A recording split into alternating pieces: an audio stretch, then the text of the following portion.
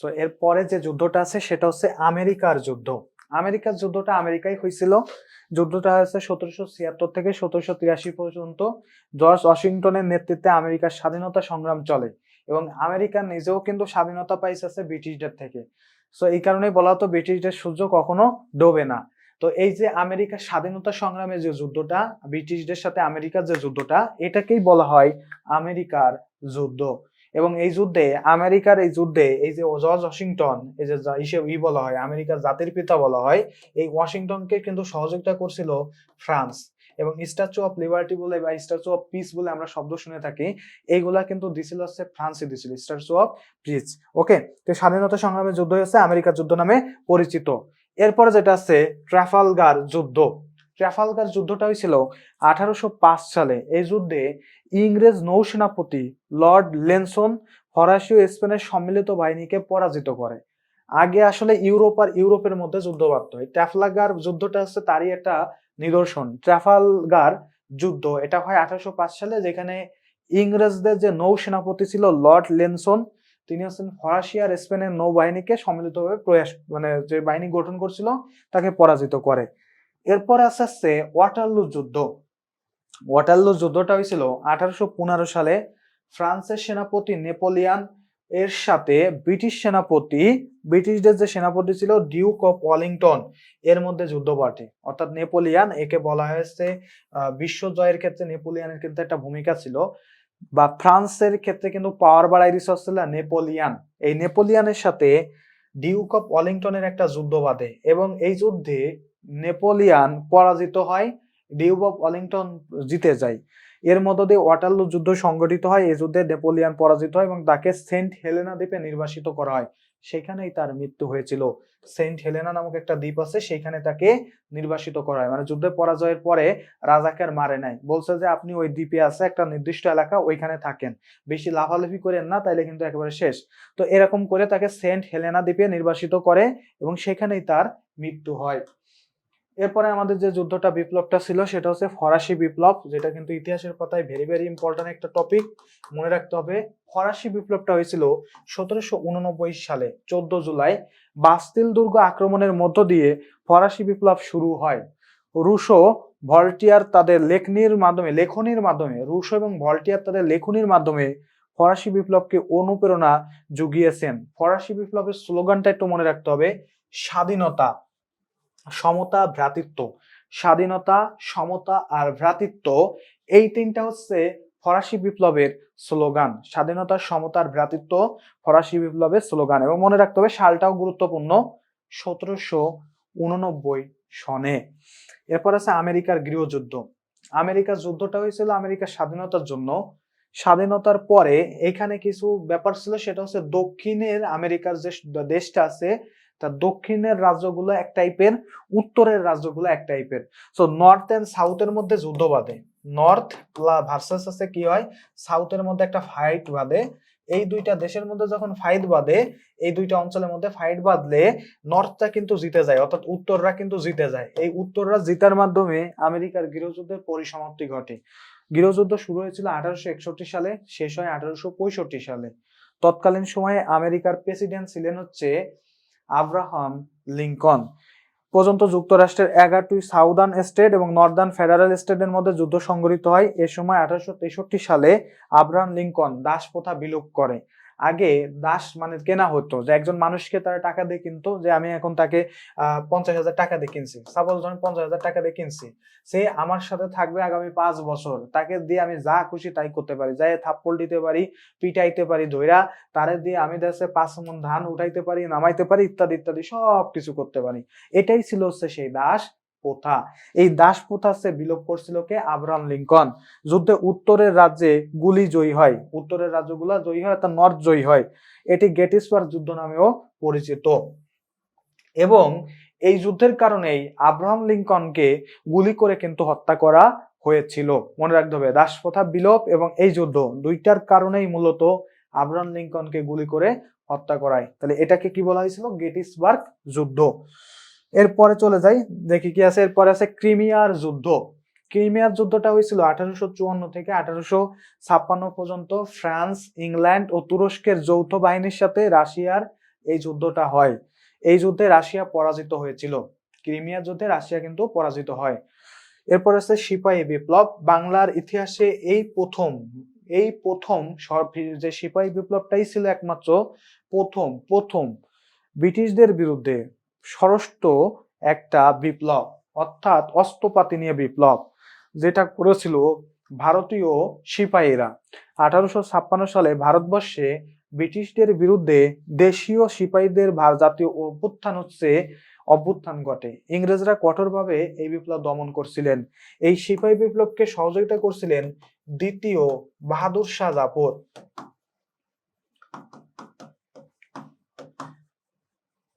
দ্বিতীয় বাহাদুর শাহ জাফর এই বিপ্লবকে সমর্থন করার কারণে এই দ্বিতীয় বাহাদুর শাহ জাফর আসছে ফরাসি বিপ্লবটাকে, সিপাহী বিপ্লবটাকে সমর্থন করছিলেন।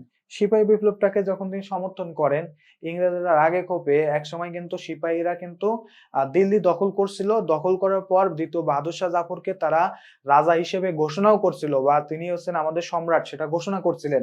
কিন্তু ইংরেজরা যখন আছে সিপাহী বিপ্লবকে আছে দমন করতে সক্ষম হয়, বা আমাদের যে সিপাহী ছিল তাদেরকে পরাজিত করতে সক্ষম হওয়ার পর দ্বিতীয় বাহাদুর শাহ জাফরকে রেঙ্গুনে নির্বাসিত করছিলেন, এবং সেখানেই তিনি 1861 সালে মারা যান। এরপরে আস্তে আস্তে রুশ জাপান যুদ্ধ। পৃথিবী দেখছেন কত বড় বড় যুদ্ধ বাড়ছে। এক সময়কার বান্ধবীরা আজকে কিন্তু, এক সময়ের বন্ধুরা এখন কিন্তু শত্রু, আর এক সময়ের শত্রুরা এখন কিন্তু বান্ধবী, এমন একটা অবস্থা। তো এই যুদ্ধটা হচ্ছে 1904 থেকে 1905 সালে জাপান আর রাশিয়ার মধ্যে এই যুদ্ধ সংঘটিত হয়। এই যুদ্ধে জাপান রাশিয়াকে পরাজিত করে। জাপান এই যুদ্ধে কিন্তু জিতে গেছিল, রাশিয়া পরাজিত হয়। এরপর আছে কোরিয়া যুদ্ধ। কোরিয়া, আমরা জানি পৃথিবীতে দুইটা কোরিয়া আছে, একটা আছে নর্থ কোরিয়া আর একটা হচ্ছে সাউথ কোরিয়া। কোরিয়া এবং কোরিয়া এই দুই দেশের মধ্যে কিন্তু একটা ঝামেলা আছে। সাউথ এবং নর্থ এবং সাউথ এবং নর্থের মধ্যে, উত্তর এবং দক্ষিণের মধ্যে কিন্তু একটা বিশাল ঝামেলা এখনো বিরাজমান।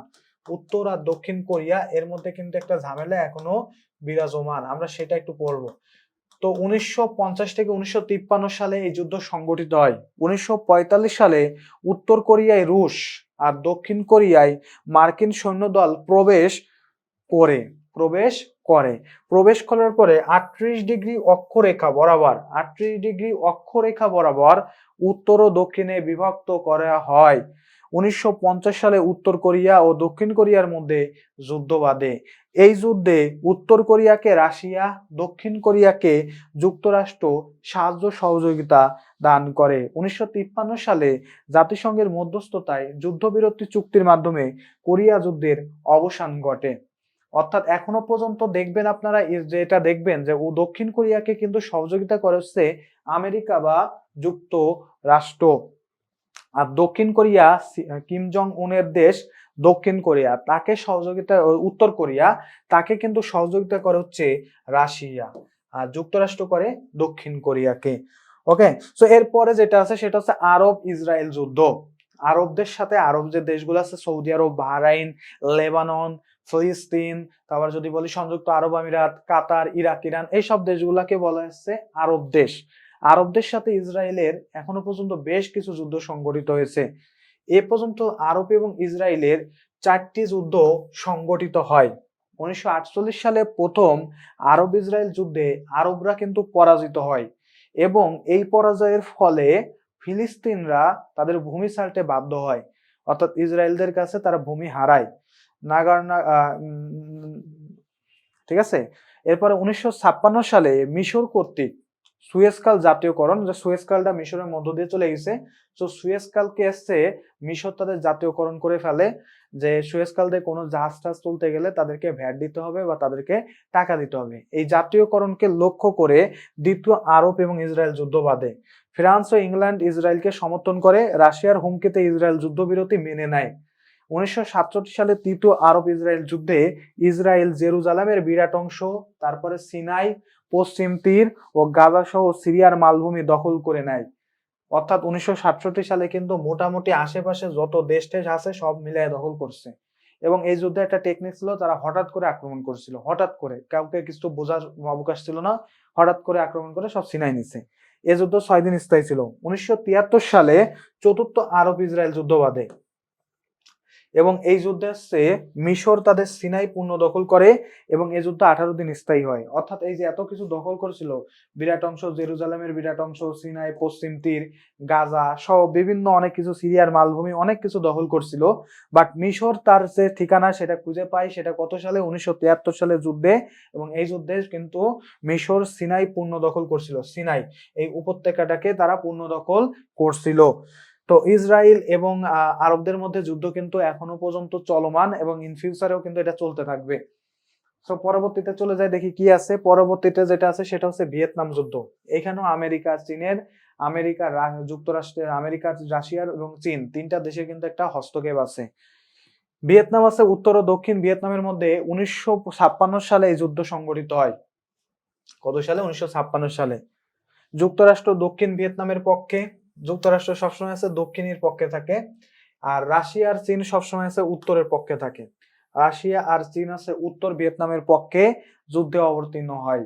এ যুদ্ধে উত্তর ভিয়েতনাম জয়ী হয়। তার মানে কি? রাশিয়া আর চীন জয়ী হয়েছে। রাশিয়া আর চীন জয়ী হয়েছে। 1973 সালে এক শান্তি চুক্তির মাধ্যমে এ যুদ্ধের পরিসমাপ্তি ঘটে। ভিয়েতনামের যুদ্ধে সব থেকে বেশি রক্তপাত হয়, প্রচুর পরিমাণে মানুষ মারা যায়।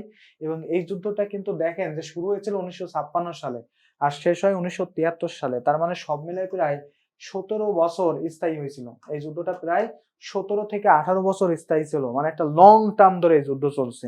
তো এই জন্য এই যুদ্ধটায় রক্তপাতও কিন্তু বেশি হয়েছিল। পাক ভারত যুদ্ধ।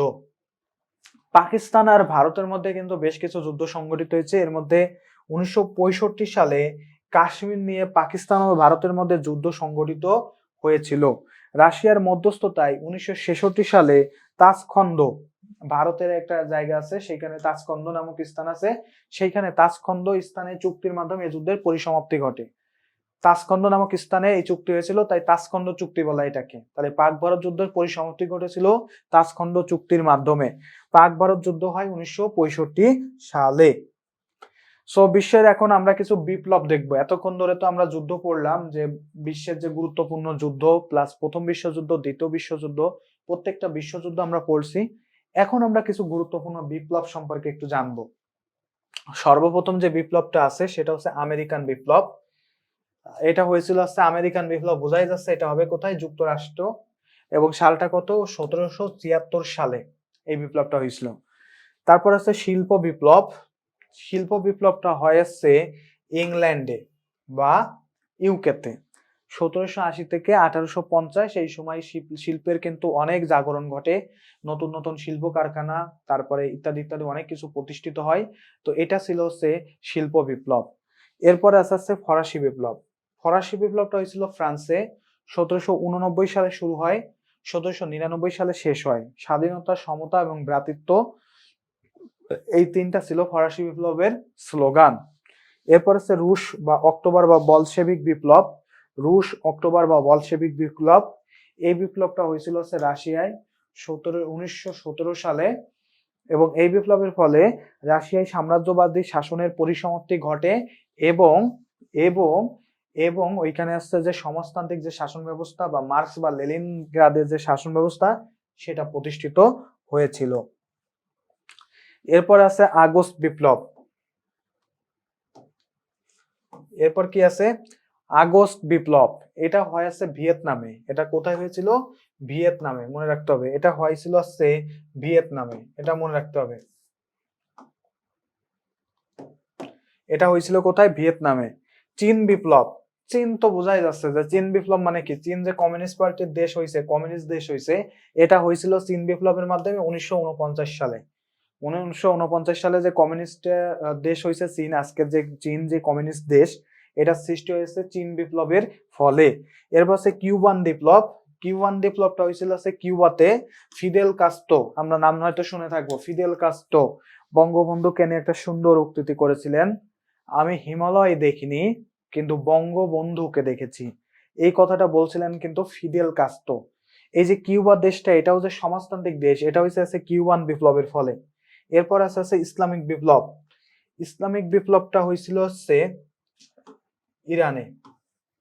এর ফলে আসছে গঠিত হয় হচ্ছে ইসলামিক রাষ্ট্র ইরান গঠিত হয়। বর্তমান যে রাষ্ট্র ব্যবস্থা সেটা গঠিত হয় ইরানে 1979 সালে এই বিপ্লবটা হয়েছিল। এবং এই বিপ্লবের ফলে আগে ইরান শাসন করতে হচ্ছে রাজারা, এবং সেই সময় শাসন ব্যবস্থা খুবই উইক ছিল, এবং সেই সঙ্গে সঙ্গে সেখানে তারা কিন্তু খুবই চরম লেভেলের মুসলমান যে ধর্মমত ছিল এইসব বিশ্বাসী ছিল না। তারা খুবই আধুনিক সমাজতান্ত্রিক ব্যবস্থার সাথে পরিচালিত ছিল। বা আমেরিকা কিন্তু তখন ইরানকে খুব সমর্থন করত। বাট এই বিপ্লবের ফলে নতুন যে শাসন ব্যবস্থা আসে, যে আয়াতুল্লাহ খামেনি, নতুন নতুন যে ওদের ধর্মীয় গুরু ইত্যাদি ইত্যাদি সৃষ্টি হয়, এইগুলাকে আবার ইরান কিন্তু আমেরিকা কিন্তু আবার সমর্থন করে না। তো এই যে ইরানি ইসলামিক যে বিপ্লব আছে, এটার ফলে কিন্তু আসলে ইরান রাষ্ট্রের সৃষ্টি 1979 সালে। এরপরে আমরা কিছু বিখ্যাত প্রণালী সমূহ দেখব। অর্থাৎ এইখানে যেটা হবে সেটা হলো যে আমাদের একটা দেশ, আমরা বাংলাদেশের কথা যদি বলি, বাংলাদেশের যে দেশটা আছে, বাংলাদেশের যদি একটু মানচিত্র আঁকানো ট্রাই করি আমি, এই এরকম ধরেন যে বাংলাদেশ এবং এই চারপাশ দিয়ে ভারত আছে। তো এই যে বাউন্ডারি বা এই যে দড়ি, এই যে জায়গাটা, এই জায়গাটা হচ্ছে সেই প্রণালী। তো বিভিন্ন দেশের কিছু বিখ্যাত প্রণালী আছে। এখন আমরা সেই বিখ্যাত প্রণালী গুলা সম্পর্কে এখন একটু জানবো। দেখি কি কি আছে। ফার্স্ট অফ অল আছে পক প্রণালী। পক প্রণালীটা হচ্ছে ভারত আর শ্রীলঙ্কা এই দুইটা দেশকে পৃথক করেছে, আর সংযুক্ত করেছে কে? ভারত মহাসাগর আর আরব সাগর, এই দুইটা সংযুক্ত করেছে। আমি আবারও বলি, তাহলে প্রশ্ন আসবে যে পক প্রণালী কোথায় অবস্থিত? পক প্রণালী অবস্থিত ভারত আর শ্রীলঙ্কায়। এরপর হচ্ছে জিব্রাল্টার প্রণালী, অর্থাৎ এই যে দুইটা দেশকে পৃথক করে যে প্রণালী, যে এরকম একটা মিডিয়া থাকে, সাগরের মতোই থাকে, সেটাই হচ্ছে মূলত প্রণালী। জিব্রাল্টার প্রণালী এটা পৃথক করেছে ইউরোপ এবং আফ্রিকা মহাদেশকে, এবং এটা সংযুক্ত করেছে উত্তর আটলান্টিক আর ভূমধ্য সাগর, এই দুইটাকে সংযুক্ত করেছে, যেটা আছে জিব্রাল্টার প্রণালী বলে। আফ্রিকার আছে ইউরোপকে পৃথক করছে। এরপর আছে বাবেল মানদেব, এটা আছে পৃথক করেছে এশিয়া আর আফ্রিকাকে। বাবেল মানদেব পৃথক করেছে এশিয়া আর আফ্রিকাকে, আর সংযুক্ত করেছে এডেন ও লোহিত সাগরকে। তারপর যেটা আছে সেটা হচ্ছে বেরিং প্রণালী, ভেরি ভেরি ইম্পর্টেন্ট। এটা আলাদা করেছে হচ্ছে আমেরিকাকে আর এশিয়াকে আলাদা করেছে। যে আমেরিকা থেকে যে এশিয়া আলাদা, সেটা পৃথক করেছে হচ্ছে বেরিং প্রণালী, এবং এটা সংযুক্ত করেছে উত্তর সাগর এবং বেরিং সাগরকে। এই দুইটা সাগরকে সংযুক্ত করার কাজটা করেছে কে? বেরিং প্রণালী। ওকে, এরপরে দেখি আমাদের আরো রয়েছে কিছু ইংলিশ চ্যানেলটা মূলত মানে অবস্থিত হচ্ছে ফ্রান্স আর ব্রিটেনের মাঝখানে একটা বিশাল একটা জায়গা বা সমুদ্রের মধ্যে একটা জায়গা, যেটাকে বলা আছে ইংলিশ চ্যানেল, এবং ওইটা দিয়ে যে সাবসাই যারা, তাদের কিন্তু একটা বিশেষ সম্মাননা দেওয়া হয়। তো এটা মূলত হচ্ছে আটলান্টিক আর উত্তর সাগর এই দুইটাকে সংযুক্ত করেছে। এরপর আছে বসফরাস প্রণালী, এটা হচ্ছে এশিয়ার ইউরোপকে পৃথক করেছে এবং সংযুক্ত করেছে আছে মর্মর সাগর আর কৃষ্ণর সাগরকে, এই দুইটাকে সংযুক্ত করেছে। এরপর ফরমোজা প্রণালীটা মূলত চীন আর তাইওয়ানকে পৃথক করেছে এবং সংযুক্ত করেছে পূর্ব চীন সাগর ও টংকিং সাগরকে, এই দুইটাকে সংযুক্ত করেছে। এরপর দারডা নেলিস প্রণালী, এটা মূলত তুরস্ক আর এশিয়াকে পৃথক করেছে। তুরস্ক হচ্ছে এমন একটা দেশ, যে দেশ একদিকে না এশিয়ার ভিতরেও আছে মাঝখানে, মানে এর অধিকাংশ স্থান এশিয়া এবং ইউরোপ দুইটার মাঝখান দিয়ে গেছে। সো তুরস্ক আর এশিয়াকে পৃথক করেছে। ইজিয়ান সাগর ও মর্মর সাগর, এই দুইটা সাগর হচ্ছে দারডা নেলিস প্রণালী সংযুক্ত করেছে। এরপর আছে কুক প্রণালী, এটা হচ্ছে উত্তর ও দক্ষিণ দ্বীপ, অর্থাৎ নিউজিল্যান্ডের উত্তর আর দক্ষিণ দ্বীপ, এই দুই দ্বীপকে পৃথক করেছে, সংযুক্ত করেছে তাসমান সাগর আর প্রশান্ত মহাসাগরকে সংযুক্ত করেছে। সিসিলি প্রণালী, এটা পৃথক করেছে সিসিলি আর আফ্রিকাকে পৃথক করেছে, আর আছে সংযুক্ত করেছে ভূমধ্য আর তিরহেনিয়ান সাগরকে। সো এটাও কিন্তু মনে রাখতে হবে, এটা কিন্তু ভেরি ভেরি ইম্পর্টেন্ট একটা জিনিস। এটা থেকে কিন্তু প্রশ্ন আসে, স্পেশালি আমি বলে দিই কোনগুলো পড়তে হবে। পক প্রণালীটা ভেরি ভেরি ইম্পর্টেন্ট, জিব্রাল্টার প্রণালীটাও ভেরি ভেরি ইম্পর্টেন্ট, বেরিং প্রণালীটাও কিন্তু ভেরি ভেরি ইম্পর্টেন্ট। তারপর আছে ইংলিশ চ্যানেলটা ভেরি ভেরি ইম্পর্টেন্ট, বসফরাস প্রণালীটাও লাগবে, আর আছে ফর্মোজা প্রণালীটা লাগবে। মোট এই কয়েকটা প্রণালী একেবারে সুন্দর করে মুখস্থ করতে হবে, বাকিগুলা চোখের দেখা দেখে যাইতে হবে। ওকে, চোখের দেখা দেখতে হবে, আর এই বাকিগুলো আছে মনের দেখা দেখতে হবে। এখন আমরা যেটা পড়বো সেটা হচ্ছে গুরুত্বপূর্ণ লাইন ও সীমারেখা। কিছু গুরুত্বপূর্ণ লাইন দেশের সাথে, যে লাইন বা সীমারেখাটা হচ্ছে বাংলাদেশের সাথে যে ভারতের যে সীমারেখা, পাকিস্তানের সাথে ভারতের একটা সীমারেখা, তারপর কত কি আছে, এগুলো আমরা এখন একটু দেখবো। তো সর্বপ্রথম হচ্ছে ডুরান্ট লাইন। ডুরান্ট লাইন এটা অবস্থিত হচ্ছে আফগানিস্তান এবং পাকিস্তানের যে সীমারেখাটা আছে সেটা হচ্ছে ডুরান্ট লাইন নামে পরিচিত, বা ওই সীমারেখাটা হচ্ছে ডুরান্ট লাইন। দ্বিতীয়ত হচ্ছে ম্যাকমোহন লাইন। ম্যাকমোহন লাইনটা অবস্থিত হচ্ছে ভারত আর চীনের যে সীমারেখাটা আছে বা সীমানাটা আছে, ওই যে আয়তন বা সীমারেখাটা, ওটাই হচ্ছে মূলত ম্যাকমোহন লাইন। এরপর হচ্ছে রেড ক্লিফ লাইন। তো রেড ক্লিফ লাইন মূলত দুইটা জায়গায় আছে, একটা হচ্ছে ভারত আর পাকিস্তান, ঠিক একই সঙ্গে সঙ্গে ভারত আর বাংলাদেশ, এই লাইনটাকেও কিন্তু বলা হয় Radcliffe line. So Bharat আর পাকিস্তানের যে সীমারেখা এটা করছিল স্যার রেড ক্লিফ, তাই তার নাম অনুসারে হয়েছে রেড ক্লিফ। ম্যাক্সিমাম ক্ষেত্রে আসলে নাম অনুযায়ী হয়ে থাকে, যেমন এই সীমাটা করছে ডুরান্ট, তার নাম অনুসারে হয়েছে। দ্বিতীয়টা করছে ম্যাকমোহন, তার নাম অনুসারে হয়েছে ম্যাকমোহন লাইন। আর এটা রেড ক্লিফ করছিল, তার নাম অনুসারে হয়েছে রেড ক্লিফ। এবং এখানে একটা জিনিস মনে রাখবেন, ভারত এবং পাকিস্তানের যে সীমারেখা এটাকে বলা হয় line of control. Line of control নামেও কিন্তু বলা হয়, লাইন অফ কন্ট্রোলও কিন্তু বলে। ওকে, এরপরে চলে যাই, দেখি কি আছে। 24তম অক্ষরেখা। 24তম অক্ষরেখা এটা হচ্ছে ভারত ও পাকিস্তানের মাঝে কচ্ছ অঞ্চলে, ভারত ও পাকিস্তানের যে কচ্ছ অঞ্চলে অবস্থিত 24তম অক্ষরেখা। বারলেফ লাইন, ইসরায়েল আর ফিলিস্তিনের মধ্যে প্রতিরক্ষা ব্রুহ, এটাকে বলা হয়েছে বারলেফ লাইন। ইসরায়েল আর ফিলিস্তিনের মধ্যকার যে সীমারেখাটা আছে সেটা হচ্ছে বারলেফ লাইন। এরপর হচ্ছে লাইন অফ কন্ট্রোল, এটা হচ্ছে পাকিস্তান আর ভারতের মধ্যে কার্গিল অঞ্চল। কোন অঞ্চল এটা মনে রাখতে হবে, কার্গিল অঞ্চল। ভারত আর পাকিস্তানের মধ্যে কার্গিল অঞ্চল, এটাকে বলা হয়েছে লাইন অফ কন্ট্রোল। ম্যানারহেইম লাইন এটা অবস্থিত রাশিয়া আর ফিনল্যান্ডের সীমানায়। এটা হচ্ছে কি ম্যানারহেইম আছে, এই লাইনটা দিছে, তাই তার নাম অনুসারে হয়েছে ম্যানারহেইম লাইন, রাশিয়া ও ফিনল্যান্ডের সীমান্তে অবস্থিত। এখন আমরা সৌরজগৎ সম্পর্কে একটু জানবো। আমরা এতগুলা লাইন টাইন পড়লাম, সো লাইন টাইন পড়ার পরে এই লাইনগুলা কিন্তু ইম্পর্টেন্ট, স্পেশালি বিশেষ করে এই তিনটা লাইন ভোলা যাবে না, 100% ইম্পর্টেন্ট। এবং এই যে 7 নম্বর লাইন এবং 6 নম্বর, এই কয়েকটা লাইন একেবারে ভোলা যাবে না, 100% ইম্পর্টেন্ট এবং খুবই গুরুত্বপূর্ণ, এটা মনেই রাখতে হবে সবসময়। সো পরবর্তী টপিকে চলে যাই, দেখি আমাদের পরবর্তীতে আছে সৌরজগৎ, অর্থাৎ সূর্যকে কেন্দ্র করে যে জগৎটা আছে সেটাই হচ্ছে সৌরজগৎ। তো সৌরজগতের গ্রহ আছে মোট হচ্ছে 8টি গ্রহ আছে। একেবারে কেন্দ্রে তো আমরা জানি সবাই যে সূর্য থাকে, সূর্যের পরে থাকে হচ্ছে বুধ, তারপরে থাকে হচ্ছে শুক্র, তারপরে থাকে হচ্ছে পৃথিবী, তারপরে থাকে হচ্ছে মঙ্গল। ঠিক আছে, মঙ্গল। এইভাবে কিন্তু আসলে সবকিছু হইতে হইতে একেবারে লাস্টের দিকে থাকে হচ্ছে নেপচুন, ইউরেনাস থাকে তার আগে থাকে বৃহস্পতি, তার আগে থাকে শনি। এই যে সিকোয়েন্সটা এইভাবে মনে রাখতে হবে। তো মোটটা একটু দেখেন, 8টা গ্রহ কি কি আছে। সর্বপ্রথম আছে মঙ্গল, বুধ, বৃহস্পতি, শুক্র, শনি, পৃথিবী, ইউরেনাস এবং নেপচুন। তৃতীয় গ্রহ, সৌরজগতের তৃতীয় গ্রহ হচ্ছে পৃথিবী, এটা পরীক্ষা আসতে পারে। আর পৃথিবীর সব থেকে নিকটবর্তী গ্রহর নাম হচ্ছে শুক্র, মনে রাখবেন, পৃথিবীর সব থেকে নিকটবর্তী গ্রহ হচ্ছে শুক্র। আর সূর্যের সব থেকে ক্ষুদ্রতম গ্রহ বলা হয় বুধকে, আর বৃহত্তম গ্রহ হচ্ছে বৃহস্পতি। আর মনে রাখবেন সূর্যের নিকটতম হচ্ছে বুধ, সূর্যের নিকটতম হচ্ছে বুধ, আর পৃথিবীর নিকটতম হচ্ছে শুক্র।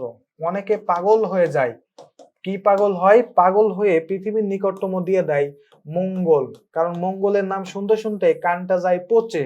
এত পরিমাণে মঙ্গলের নাম আমরা শুনছি যে মঙ্গল নিয়ে গবেষণা, তো শুনতে শুনতে আমাদের অবস্থা হয়ে যায় যে যা মার মঙ্গল মার। যখনই মঙ্গল মারিবেন তখনই ডাব্বা খাইবেন। সো ডাব্বা যদি খাইতে না চান মঙ্গলটা আপনারা কিন্তু মারিয়েন না। ওকে, সো তাইলে উত্তর কি হবে? তাইলে মনে রাখবেন শুক্র। ওকে, পৃথিবীর সবচাইতে সৌরজগতের সবচেয়ে ক্ষুদ্রতম গ্রহ হচ্ছে বুধ, মানে সবচেয়ে ছোট। আর বৃহত্তম গ্রহ হচ্ছে বৃহস্পতি। উত্তর গোলার্ধের সবচেয়ে বড় দিন হচ্ছে 21 জুন। এই 21 জুন হচ্ছে দক্ষিণ গোলার্ধের সবচেয়ে ছোট দিন, দক্ষিণের ছোট দিন। আমরা পৃথিবীর আমরা যে বাংলাদেশের মানুষজন, আমরা হচ্ছে উত্তর গোলার্ধে অবস্থিত, আমরা উত্তর গোলার্ধে বসবাস করি। ওকে, সো পরবর্তীতে চলে যাই, দেখি কি আছে। দক্ষিণ গোলার্ধের সবচেয়ে বড় দিন হচ্ছে 22 ডিসেম্বর। সর্বোচ্চ দিন রাত্রি সমান থাকে। পৃথিবীর যে 365 দিন যে আমরা হিসাব করি, এর দুইটা দিন আছে পৃথিবীর সর্বোচ্চ দিন রাত সমান থাকে, 21 মার্চ আর 23 সেপ্টেম্বর। এই দুইটা দিন পৃথিবীর সর্বোচ্চ দিন এবং রাত সেম থাকে। ওকে, পৃথিবীর একমাত্র উপগ্রহ হচ্ছে চাঁদ। বাকি যেগুলো উপগ্রহ আছে, বঙ্গবন্ধু স্যাটেলাইট, এক যাই কর না কেন, সবই হচ্ছে কৃত্রিম উপগ্রহ। একমাত্র প্রাকৃতিক উপগ্রহ হচ্ছে চাঁদ। সূর্য থেকে গড় দূরত্ব, পৃথিবীর গড় দূরত্ব হচ্ছে 15 কোটি কিলোমিটার, এটা মনে রাখবেন। আর নিকটতম গ্রহ হচ্ছে শুক্র। পৃথিবীর গড় দূরত্ব হচ্ছে 15 কোটি কিলোমিটার।